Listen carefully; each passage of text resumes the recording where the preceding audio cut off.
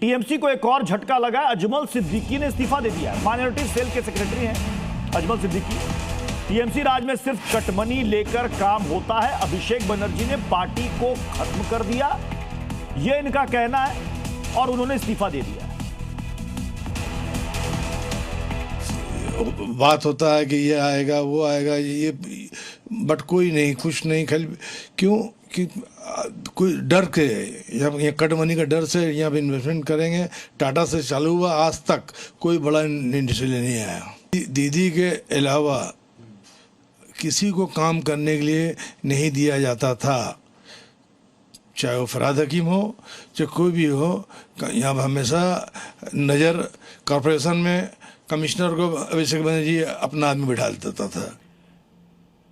विवेक जी, मतलब जितने विधायक टूटकर दूसरी साइड चले गए हैं, उनकी भी नाराजगी ममता बनर्जी से ज्यादा अभिषेक बनर्जी से थे। तो क्या ममता बनर्जी समझ नहीं पाई कि पार्टी के अंदर इतनी नाराजगी है और किसी दिन इस तरीके से वो फूट कर बाहर आएगी? जी देखिए, इन्होंने कहा शहजाद भाई ने यहाँ बैठ करके कि प्रत्यक्ष को प्रमाण की आवश्यकता नहीं। बिल्कुल नहीं है, प्रत्यक्ष को प्रमाण की आवश्यकता नहीं है। भ्रष्टाचार हो रहा है, दिल्ली में प्रोटेस्ट है, उतरे हुए हैं लोग और कह रहे हैं धर्मेंद्र प्रधान इस्तीफा दो। ना मीडिया पे डिस्कशन, ना मीडिया पे कवरेज, और यहाँ बैठ करके ज्ञान दे रहे हैं। सर मीडिया में सर मीडिया में डिस्कशन भी है, मीडिया में कवरेज भी है। सर आज बंगाल पर है सर, आज बंगाल पर डिस्कशन है। रोज आज अरे बिल्कुल सही। आज वहां प्रोटेस्ट होगा, 5-10 हजार आदमी इकट्ठा है, तो आप बंगाल डिस्कस करेंगे। बहुत अच्छी। अरे सर वो खबर भी हमने दिखाई, ऊपर से आया होगा कि वहां पर कितने लोग वहां पर इकट्ठा हुए हैं सर। अब आप चाहते होंगे कि आज हम उसी पर डिस्कशन करें सर। हाँ नहीं तो बोल दीजिए भ्रष्टाचार के खिलाफ प्रोटेस्ट हो रहा है, एक लाइन कम से कम बोल दीजिए आप, और वो उसमें बहुत लोग हैं, ये 2 शब्द बोलने चाहिए। आगे बढ़ते हैं सर, भ्रष्टाचार पे बंगाल पे आ जाते हैं। सब दूध के धुले एमएलए हैं, सब मलाई खा रहे थे, बढ़िया मजा मारा जा रहा था, लंबी गाड़ी अच्छा घर। अभिषेक बनर्जी के घर रोज जाते थे गुलदस्ता लेकर के, दंडवत प्रणाम।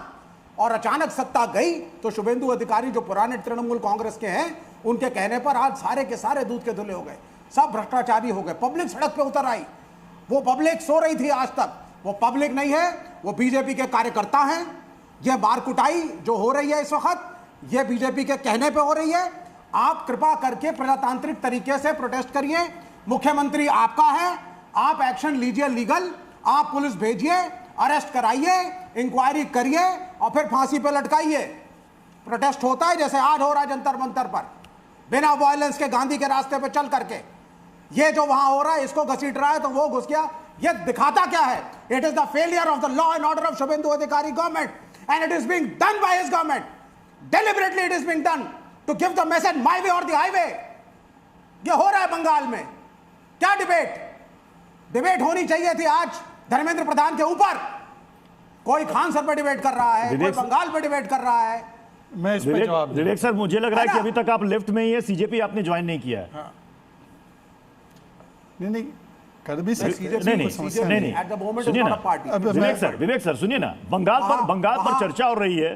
सुनिए सर, कांग्रेस के सीनियर लीडर अधीर रंजन चौधरी की बात को भी अब दरकिनार कर देंगे। मैं जवाब दे देता हूं तुरंत। वो अगर मान रहे हैं कि जो चीज वो उन्होंने बोया वही चीज आज वो भुगत रही है, और कांग्रेस भी इस बात को मानती है कि जनता के अंदर गुस्सा है, नाराजगी है, करप्शन को लेकर नाराजगी है। ये राहुल गांधी और कांग्रेस पार्टी की ऑफिशियल लाइन नहीं है। राहुल गांधी लड़े, हम लड़े, लेफ्ट तृणमूल के खिलाफ लड़े। हमने तृणमूल को कभी एक्नॉलेज नहीं किया अच्छी पार्टी के रूप में, लेकिन जिस तरीके से उसको हराया गया और जिस तरीके से तृणमूल कांग्रेस को और उस महिला को आप घेर रहे हैं, राहुल गांधी गए मिले ममता बनर्जी से और कहा प्रजातंत्र में हम आपके साथ खड़े हैं। अब आपका इसको कहते हैं डेमोक्रेसी और इसको कहते हैं विवेक सर, अगर आपका हो गया, मैं 20 सेकंड बोल सकता हूँ। 20 सेकंड, आपने तो 2 मिनट बोला। अब विवेक जी ने बड़ा जंतर मंतर का जिक्र किया। विवेक जी 20 सेकंड, ओनली 20 सेकंड्स। विवेक जी ने जंतर मंतर का जिक्र किया।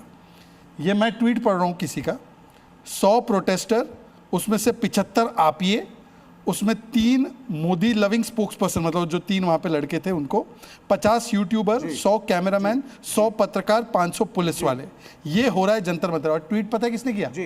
श्री आलोक शर्मा, कांग्रेस पार्टी। अब मुझे तो प्रत्युष जी को काहे गाली दे रहे हो? ये आलोक शर्मा लिख, सुन अब विवेक जी पूरी बात होने दो, विवेक जी पूरी बात होने दो। ये देखो जी वाले, इसको जरा जूम करना।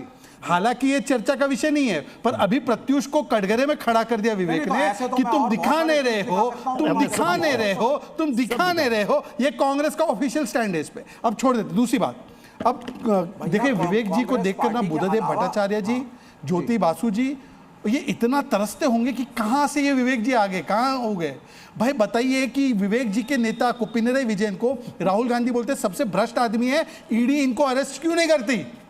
ये राहुल गांधी के गीत गाते हैं, वहां पे टीएमसी के खिलाफ लड़ते हैं। 34 साल तक इन्होंने टीएमसी को मतलब टीएमसी ने इनको हराया 34 साल बाद, तो ये अब बोल रहे टीएमसी अच्छी पार्टी, अभिषेक बनर्जी अच्छी है।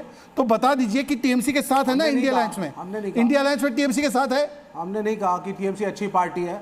अरे भाई कोई पार्टी खराब हो, कोई नेता बुरा हो, तो उसको क्या डंडे से मारोगे? किसने मारा? आग लगाओगे घर में? किसने मारा? खून हम खून करोगे, लाठियां चलाओगे? अरे ये आप कह रहे हो। Due process of the law follow करिए ना। अच्छा, जैसे वो यहाँ तो 34 violence साल हो में रही आपने है। फॉलो किया था वैसा ना?